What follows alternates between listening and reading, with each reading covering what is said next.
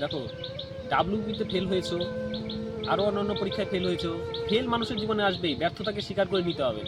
স্বীকার করে নেওয়ার পরেও তোমাদের ঘুরে উঠে দাঁড়াতে হবে। এবার ব্যর্থ হয়ে তুমি অন্য কোনো কাজে চলে গেলা, সে কাজ করতে হবে, পরিবারের চাপে কাজ করতেই হবে, পরিবারকে টানার জন্য তোমাকে কাজ করতে হবে।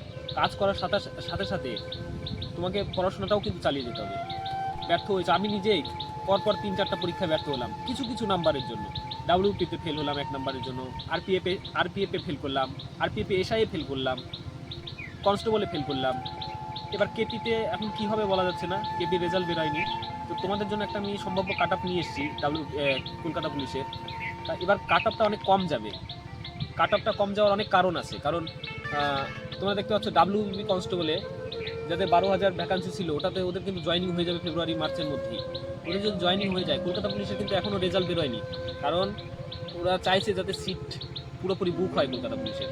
এবার যদি রেজাল্ট বেরিয়ে যায়, তাহলে পরে কিন্তু বেরোবে হচ্ছে তোমার ডাব্লিউপির ওদের প্যানেল বেরোবে, ডাব্লিউপির লিস্ট বেরোবে, ফাইনাল রেজাল্ট। তারপরে আমাদের কনস্টেবলের কলকাতা পুলিশের কনস্টেবলের রেজাল্ট বেরোবে। কারণ ওরা ডাব্লিউপি যদি চলে যায়, তাহলে আমাদের কিন্তু ভ্যাকান্সিটা মানে কম্পিটিশন কম হবে। তারপরে এসএসসি জিডিতে যারা পাশ করেছে, তারা কিন্তু এসএসসি জিডিতে চলে গেছে, ঠিক আছে। এসএসসি জিডিতে চলে গেলে কম্পিটিশনটা আমাদের জন্য অনেক কম হবে।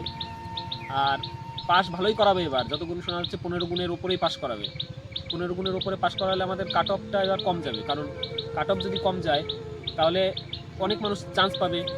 আর আগের বছর কাট অফ বেশি গেছিলো, কারণ আগের বছর তোমার অনেক দুর্নীতি হয়েছিল। দুর্নীতির সাথে তোমার কোশ্চেনের লেভেলও ইজি ছিল আগের বছর। আগের বছর বলতে আবার ভ্যাকান্সিটাও কম ছিল, অনেক কম ছিল ভ্যাকান্সি। এবার সেই তুলনায় ছেলেদের ভ্যাকান্সি কিন্তু 2.5 গুণের ওপরে ভ্যাকান্সি আছে। মেয়েদের ভ্যাকান্সি কমে গেছে কলকাতা পুলিশের কনস্টেবলে, কিন্তু ছেলেদের ভ্যাকান্সি কিন্তু 2.5 গুণের ওপরে বেড়ে গেছে। এটা একটা বড় পজিটিভ একটা দিক। তো সেই দিক বিবেচনা করে আমি একটা নিজের মতো করে একটা কাট অফ অ্যানালাইসিস করেছি যে এরকমই হতে পারে।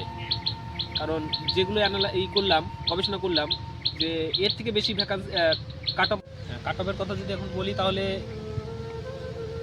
তুমি ইউআরে যারা আছো, ইউআরে তোমার 50-এর আশেপাশে যদি থাকে, কম থাকুক একটু 2-4 নাম্বার, বেশি থাকুক কম থাকুক 2-4 নাম্বার, তাও তোমরা দৌড়াদৌড়ি করো।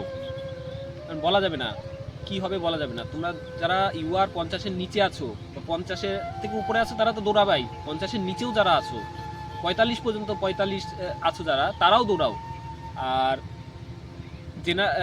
ওবিসি এবির কথা বলি, ওবিসি এবি তোমরা 40 থেকে যাদের আছে তারা দৌড়াও, কারণ 40 অত কম যাবে না, তাও তোমরা দৌড়াদৌড়ি রাখো, দৌড়াদৌড়িটা প্র্যাকটিস করে রাখো। বলা যাবে না কি হবে।